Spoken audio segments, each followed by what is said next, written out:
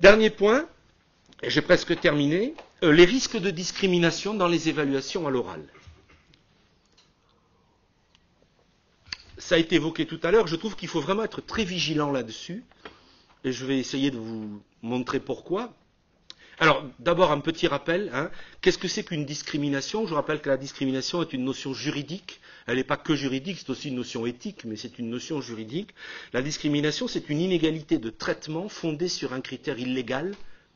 S'il est illégal, en général, c'est parce qu'il est considéré comme illégitime, mais il peut être illégitime et ne pas encore être considéré comme illégal. C'est pour ça que je mets les deux.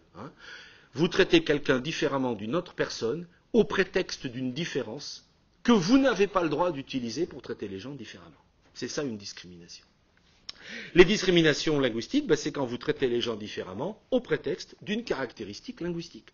Vous traitez les gens différemment parce qu'ils ne parlent pas la même langue ou parce qu'ils ne parlent pas la langue d'une certaine façon. Donc telle personne a droit, telle personne n'a pas droit à exercer ses droits de citoyen, l'accès aux ressources économiques, éducatives, culturelles, professionnelles, sanitaires, au logement, que sais-je encore. J'ai inventé, comme vous le savez peut-être, ce fameux terme de glottophobie qui commence à se répandre beaucoup dans la société française et j'en suis ravi, parce que je voulais insister sur le fait que glottophobie, c'est comme xénophobie ou homophobie ou judéophobie, tout ce paradigme des exclusions sociales des personnes. Discrimination linguistique, ça peut laisser croire que c'est la langue qu'on discrimine. Les discriminations discriminent toujours des personnes. Les critères selon lesquels on prétend les discriminer, ce n'est pas eux qui sont ni discriminants ni discriminés. Il y a des personnes qui discriminent d'autres personnes. Et ça, c'est vraiment fondamental, y compris d'ailleurs sur le plan pénal. Si vous discriminez quelqu'un, vous êtes en tant que personne physique ou morale, pénalement responsable par rapport à une autre personne qui est la victime de la discrimination. Ce n'est pas la langue ou l'orientation sexuelle ou la religion ou peu importe qui fait l'objet de la responsabilité pénale. C'est le comportement d'une personne vis-à-vis d'une autre. D'où glottophobie. J'avais écrit un texte qui s'appelait la glottophobie, une xénophobie qui s'ignore, parce que très souvent derrière il y a aussi calé sur ça la discrimination à l'origine, ça va souvent ensemble, bien sûr. Et voilà pourquoi j'utilise ce terme-là. Alors, d'abord vous convaincre que les discriminations linguistiques sont pénalement condamnées. Elles sont interdites par des textes internationaux ratifiés par la France, donc qui ont force de loi en France. Ici, je vous cite le texte fondamental de l'ONU, le pacte international relatif aux droits civils ratifié par la France en 1976, qui dit « La loi doit interdire toute discrimination et garantir à toutes les personnes une protection égale et efficace contre toute discrimination, notamment de langue. » Depuis 1976, la France s'est engagée à ça. C'est valable en France. Je vous en donne un qui nous concerne plus directement, c'est la Convention relative aux droits de l'enfant, puisque les élèves sont des enfants, c'est-à-dire des mineurs, jusqu'à ce qu'ils atteignent la majorité à 18 ans, c'est-à-dire que ça couvre aussi pour l'essentiel les lycéens, bien sûr, donc ceux qui vont passer le bac. Il y en a peut-être même qui ne sont pas encore majeurs quand ils passent le bac. La Convention relative aux droits de l'enfant, qui a été ratifiée par la France, très rapidement d'ailleurs, dit ceci: les États parties s'engagent à respecter les droits et à les garantir à tout enfant, sans distinction aucune, indépendamment de toute considération de langue. C'est-à-dire que les enfants ont tous les droits garantis par la Convention relative aux droits de l'enfant, quelles que soient les langues dans lesquelles les enfants communiquent. Ce qui pose un problème par ailleurs, y compris dans le système éducatif français, où par exemple on exige le passage par le français pour avoir accès à l'éducation. C'est contradictoire avec cet engagement-là qui considère qu'il n'y a pas de discrimination de langue, qu'un enfant a droit à l'éducation, quelle que soit la langue dans laquelle il parle. Vous voyez, ça pose des problèmes d'organisation du système, c'est pas simple. Mais vous voyez que ça touche à des questions absolument fondamentales. Ça, c'est l'article 29 de la même convention. Lui aussi est intéressant. Les États parties s'engagent à inculquer à l'enfant le respect de sa langue. Sa langue qui n'est pas forcément celle de l'école. Ça veut dire que si on doit lui inculquer le respect de sa langue et les valeurs culturelles de sa famille, on ne doit pas les dévaloriser. On n'a pas le droit d'inculquer aux enfants le contraire du respect de sa langue et des valeurs culturelles de sa famille. Donc on n'a pas le droit de dévaloriser la langue qu'il parle, la façon dont il parle, la langue qu'on parle dans sa famille. Et là, croyez-moi, si vous regardez les témoignages dans les bouquins que je vous ai présentés juste avant, il y a du travail d'éducation à faire dans ce pays, mais on est là pour éduquer, donc on va continuer à y travailler. Ici, vous avez le texte fondamental pour l'ensemble des États membres du Conseil de l'Europe, qui est la référence pour la Cour européenne des droits de l'homme. Quand un État est poursuivi pour atteinte aux droits de l'homme par un citoyen, la Cour européenne des droits de l'homme s'appuie sur cette charte pour vérifier si les droits sont respectés ou pas respectés. La charte date de 1950, donc vous voyez que c'est quand même pas d'hier, qu'on dit, sans distinction aucune, fondée notamment sur la langue. On n'a pas le droit de traiter les gens différemment pour des raisons linguistiques, et c'est le texte fondamental de l'ensemble des États membres du Conseil de l'Europe qui le dit depuis 1950. Enfin, j'en viens au Code pénal français. Vous savez peut-être que depuis novembre 2016, l'article 225 qui interdit les discriminations en France, qui a été créé en 2001 par une loi de 2001, a été une nouvelle fois modifié et que donc depuis 2016 a été ajouté un critère linguistique d'interdiction des discriminations, puisque constitue une discrimination toute distinction opérée entre les personnes sur le fondement de leur capacité à s'exprimer dans une langue autre que le français. On n'a pas le droit de traiter quelqu'un différemment parce que cette personne est capable de s'exprimer dans une autre langue que le français. Alors, pour tout vous dire, il y avait un autre projet qui consistait à préciser, mais ce n'est pas celui-là qui a été retenu, c'était un amendement à la loi sur la modernisation de la justice du XXIe siècle. La capacité à s'exprimer dans une langue autre que le français et qui portait sur l'accent en français. Il s'agissait déjà, dès juin 2016, d'interdire les discriminations à la prononciation du français. Bon, finalement, ce n'est pas cette formule qui a été retenue, mais c'est intéressant quand même de voir que, au sein du Parlement, il y a des parlementaires qui ont proposé qu'on considère comme une discrimination qui devrait être interdite par la loi, le fait de traiter quelqu'un différemment en fonction de sa prononciation du français. Cela dit, on peut considérer que c'est déjà interdit par la loi puisque c'est une forme de discrimination à l'origine, puisque la prononciation est un marqueur d'origine sociale ou autre dans l'immense majorité des cas. Alors, si on évalue l'oral, quels sont les risques de discrimination qui sont interdites et qui sont bien identifiés puisque je viens de vous les présenter? Le premier risque, le risque global, c'est la hiérarchisation des langues et des ressources linguistiques, le fait de considérer qu'il y ait des langues ou des façons de parler des langues qui soient supérieures à d'autres. Ça, c'est un des risques majeurs. Et on va avoir du mal à s'en défaire. Dans les formulations qui ont été celles du ministère qui vous ont été rappelées tout à l'heure, il y a quelque chose qui ressemble à de la hiérarchisation, puisqu'on vous disait que l'aisance à l'oral est un marqueur social. En fin de compte, ce qu'on voulait dire, c'est pas ça. C'est l'aisance à un certain oral est un marqueur social. Mais l'aisance à l'oral, elle est spontanée chez tous les êtres humains. Après, on peut détruire l'aisance à l'oral chez les enfants ou chez les humains en les rendant mutiques, on en a parlé tout à l'heure, ou des personnes qui sont mises dans une telle insécurité linguistique qu'ils n'osent plus prendre la parole à l'oral, notamment publiquement. Mais spontanément, l'aisance à l'oral, elle est là, elle n'a pas besoin d'être particulièrement éduquée. La question, c'est qu'elle doit être cultivée, ce qui est une autre histoire. Donc il faut faire attention aux hiérarchisations. Il ne faut surtout pas croire qu'il y a des gens qui ont des capacités linguistiques inférieures à d'autres. Les gens ont des capacités linguistiques différentes. Elles ne sont pas inférieures. Après, elles peuvent être moins adaptées à certaines situations sociales où il y a des contraintes qui s'exercent. On en parlait tout à l'heure, dans un registre, on disait adapté. Ça, oui. Parce qu'il y a des normes sociales, on en pense ce qu'on en veut, mais elles sont là, on est bien obligé de faire avec. Mais ça ne veut pas dire que les gens ont des compétences inférieures, ils ont des compétences différentes. Ça change quand même considérablement le regard qu'on a. Parce que des gens dont on pense qu'ils ont déjà des compétences et qu'on va les enrichir et les transformer, ce n'est pas du tout la même chose que de penser qu'ils n'en ont pas et qu'on va leur en donner. En termes de démarche pédagogique, enfin vous connaissez bien ça, bien sûr. Autre risque, le rejet des usages d'autres langues que le français.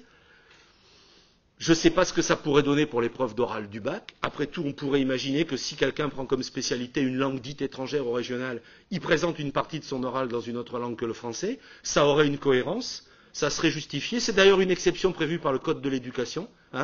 On a le droit d'utiliser d'autres langues que le français dans les concours et dans les examens quand ils portent sur une autre langue que le français. Il faudrait réfléchir à la question. Je ne sais pas, je pose la question. Le rejet d'usage d'autres variétés de français qu'un français scolaire normatif.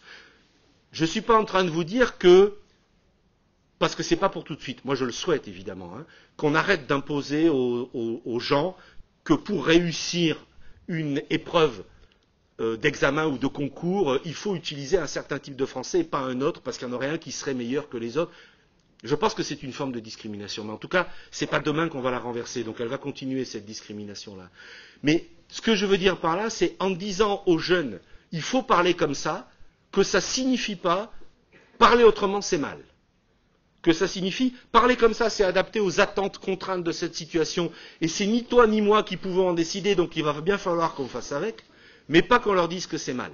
Parce que sinon, ça rejoint le rejet de la langue familiale, etc., les hiérarchisations.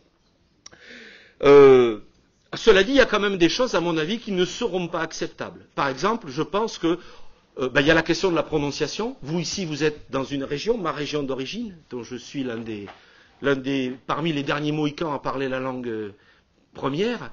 Il y a encore quelques indigènes autochtones qui parlent français comme je le parlais avant que je quitte cette région et que j'aille habiter en Bretagne, et on n'a aucune raison et absolument aucun droit de leur dire qu'ils prononcent mal le français.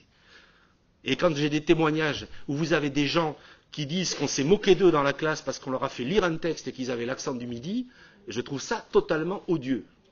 Vraiment insupportable, totalement insupportable, parce que c'est vraiment de la discrimination. Pourquoi cet accent-là, il n'aurait pas le droit d'être comme l'accent des classes supérieures parisiennes, que nous on appelle l'accent pointu, et qu'a priori on trouve plutôt pas beau. Hein, bon, voilà. Mais on a tort, après, chacun a le droit de prononcer comme il veut. Il ne faut pas faire la discrimination inversée, même si de temps en temps ça fait plaisir quand même. Alors il y a la question du plaquage de l'idéologie française, linguistique française sur d'autres langues. Je lisais hier un texte d'une étude qui a été faite sur la question. Les enseignants français de langues autres que le français, notamment de langues dites étrangères, ont tendance à traiter ces autres langues comme on traite le français en France. C'est-à-dire à avoir la même idéologie qui n'existe pas dans les communautés linguistiques en question.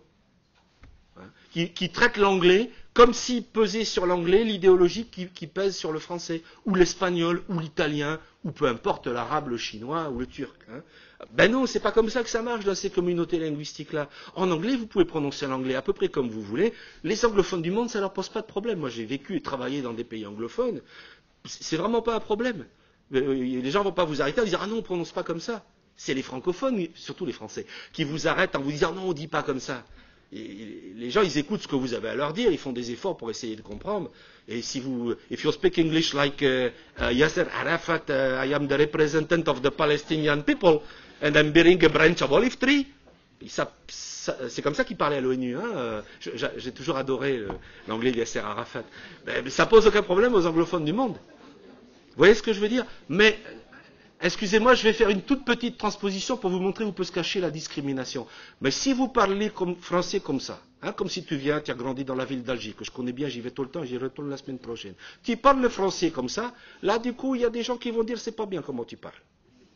Parce que dans les communautés francophones, on applique sur les langues des exigences de type discriminatoire qu'on n'applique pas dans d'autres communautés. Et donc, les gens qui apprennent l'espagnol, laissez-les parler l'espagnol comme ils veulent, c'est pas le problème, puisque les hispanophones du monde, eux, ils s'en fichent.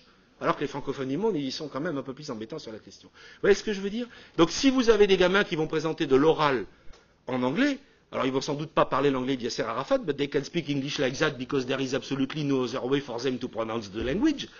Le principal, c'est que vous compreniez ce qu'ils disent avant tout. Vous voyez ce que je veux dire? Voilà. La question des pratiques linguistiques des classes dominantes, ça c'est un vrai critère de discrimination. Hein, parce que ça fait de la discrimination sociale. C'est-à-dire que vous savez comment fonctionne, hélas, pour l'instant, l'école. Elle a quand même tendance à utiliser comme modèle le modèle des classes dominantes, notamment des classes dominantes en termes de capital culturel plus qu'économique. Sur le modèle des classes dominantes parisiennes, dont la prononciation sert de norme, vous savez évidemment que les enfants d'enseignants sont ceux qui réussissent le mieux à l'école, c'est pas pour rien. Voilà. La question, c'est faire en sorte que ça ne devienne pas un critère et qu'on fasse attention à ce qu'il n'y ait pas que les enfants d'enseignants qui aient des très bonnes notes au bac et que ceux qui viennent d'autres milieux sociaux ne soient pas discriminés à cause du fait que leur rapport aux langues, leurs pratiques linguistiques sont marqués par d'autres sphères sociales et culturelles que celles qui servent de référence à l'école. Dans l'oral du bac, ça pourra donner quoi? Je termine, c'est ma dernière diapo, après je vous donne juste des sources et j'aurai fini. J'avais dit 1 heure, vous voyez, je suis à 1h01, donc j'ai presque respecté mon temps. Ben, il y aurait le problème d'une absence de formation ou de préparation, on en a parlé tout à l'heure. Hein. On va mettre les jeunes dans une situation particulièrement artificielle. On ne peut pas imaginer que spontanément ils soient capables de s'y débrouiller. Sauf si c'est leur famille qui les y prépare. Mais dans ce cas-là, on renvoie à la sélection sociale et à la discrimination sociale. Donc il faut trouver les moyens de former les gens à passer cette épreuve qui est une épreuve rare. Dans l'ensemble de la vie sociale, pas que pour les élèves, hein. Pour vous comme pour moi aussi, même si nous, dans nos métiers, ça fait plutôt partie de nos pratiques professionnelles, mais on est vraiment une petite minorité. Il y a le problème de l'opacité des critères de réalisation et donc des critères de réussite, c'est-à-dire des critères d'évaluation. Il faut qu'on rende transparents les critères de réussite de telle sorte qu'ils deviennent des critères de réalisation. Et que les gens sachent ce qu'ils ont à faire pour qu'on leur dise « tu as fait ce qu'on te demandait de faire, donc ton évaluation est positive ». On ne peut pas rester dans des critères opaques, pifométriques de « il parle bien, il s'exprime bien, il est à l'aise, elle connaît bien son truc ». Non, il faut que ça soit critérié au sens où c'est rendu transparent. L'un des problèmes qui risque de se poser, c'est de privilégier la forme sur le fond. Hein, c'est-à-dire de se centrer sur comment les jeunes disent les choses plus que ce qu'ils ont à dire. Or, c'est quand même à propos d'enseignement de spécialité. Ce qui compte, c'est ce qu'ils savent de leur spécialité, avant tout. Hein. Alors je vous dis ça, évidemment on peut faire confiance aux collègues, quand même. Je suis sûr que, au moins quand vous étiez élève, vous avez été au moins témoin, vous voyez, je temporise un maximum, hein, de la situation suivante où quelqu'un dit quelque chose et l'enseignant ou l'enseignante fait semblant de ne pas comprendre, à cause de la forme. C'est classique dans les cours de langue, pardonnez-moi, c'est mon domaine de spécialité, hein, où quelqu'un dit quelque chose comme il peut dans la langue qu'on est en train d'apprendre dans la classe, et où l'enseignant ou l'enseignante fait semblant de ne pas comprendre pour des raisons de forme et non pas de contenu. Alors, on pourrait avoir une discussion là-dessus sur le plan pédagogique et humain, ça me paraît totalement contre-productif, mais en tout cas, c'est des choses qui existent dans les comportements, de privilégier la forme sur le contenu, de faire croire qu'on n'a pas compris ce que les gens ont à dire à cause de la façon dont ils le disent. Et il faut sans doute renverser la priorité, après c'est à vous d'en décider, moi je vous fais que des propositions, hein. Faire en sorte que la forme, qui en plus est une forme artificielle inspirée de l'écrit, rare, auquel les jeunes auront été finalement sans doute relativement peu préparés, tardivement préparés, que la forme ne devienne pas décisionnaire du résultat de l'évaluation. Le critère décisionnaire du résultat de l'évaluation, qu'on fasse attention aux normes implicites socialement marquées, qu'on fasse attention au fait qu'on est dans une situation totalement artificielle de communication. L'oral, c'est pas fait pour ça. Les jeunes qui ont appris à communiquer à l'oral dans leur vie sociale et même scolaire, ils se retrouvent dans une situation qui n'existe pas dans leur vie. Et il faut faire attention à ça. Hein. Vous mettez brutalement quelqu'un dans une situation inattendue, à laquelle la personne a à peu près jamais été confrontée et à laquelle elle sera sans doute presque plus jamais confrontée dans sa vie, ben, il faut prendre en compte le fait qu'il y a une artificialité forte et que la personne elle est un peu désemparée dans cette situation bizarre. Je ne sais pas, imaginez que pour passer le permis de conduire, on vous demande de prendre une voiture conduite à droite, juste le jour du permis. Alors vous savez comment ça se déplace une voiture, vous savez passer les vitesses, vous savez tourner le volant, regarder dans le rétroviseur, sauf que là, d'un seul coup, la situation est complètement artificielle. Vous n'êtes jamais monté dans une voiture conduite à droite et après vous allez acheter une voiture conduite à gauche. La personne, elle est un peu désorientée, il faut accepter qu'elle soit désorientée. C'est un peu ça qu'on fait en les mettant dans cet oral artificiel. Hein. Pardon pour la comparaison un peu prosaïque, mais j'aime bien les comparaisons avec les voitures, ça marche bien. Dans mes cours de didactique, je fais beaucoup ça, je vous en raconterai d'autres à la pause si vous voulez.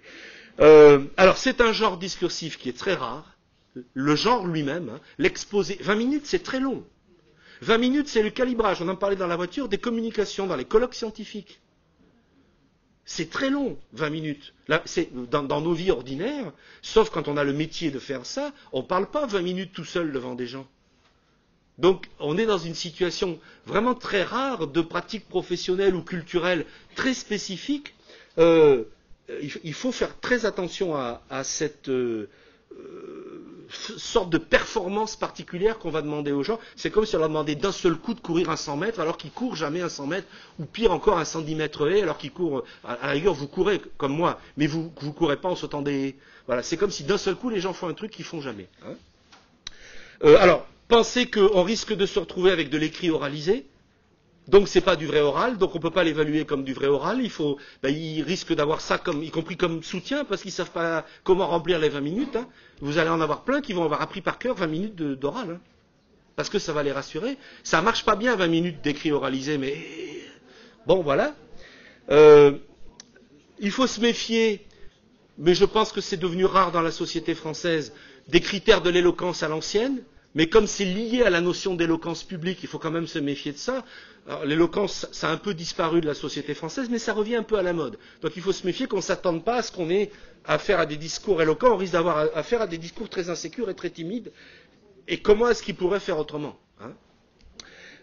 Il faut faire attention, on en a parlé, à ce que ça ne renforce pas les inégalités sociales, ça c'est clair, parce que c'est un des dangers, y compris parce qu'il ne faut pas oublier, en tout cas c'est l'analyse que j'en fais, je vous la propose, je vous l'impose évidemment pas, on est dans une politique éducative depuis quelques années, qui est une politique de renforcement des sélections sociales, et qui est une politique malthusienne, qui renforce l'idée que le système éducatif est un système qui doit construire une pyramide avec de moins en moins de gens au fur et à mesure qu'on monte dans la hiérarchie éducative. On en parlait dans la voiture ce matin, on a vu les systèmes de quotas de sélection à l'entrée, commencer par le doctorat en 2002, puis par le master, puis maintenant par la licence, puis bientôt par le bac, etc.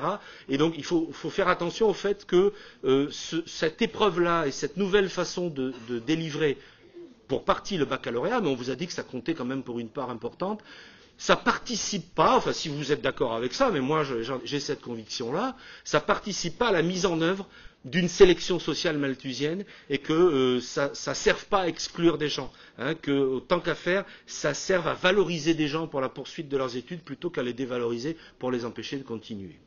Dans le diaporama que je vous donnerai, je vous ai mis une petite bibliographie, parce que j'ai vraiment pas le temps de tout dire, et puis 1 heure c'est déjà beaucoup trop long, j'en suis désolé. Je voulais vous signaler, parce qu'il est originaire de votre académie, ce travail-là, dont l'une des auteurs est dans la salle, Claude Manchet, avec ma collègue Stéphanie Claire dont je parlais tout à l'heure.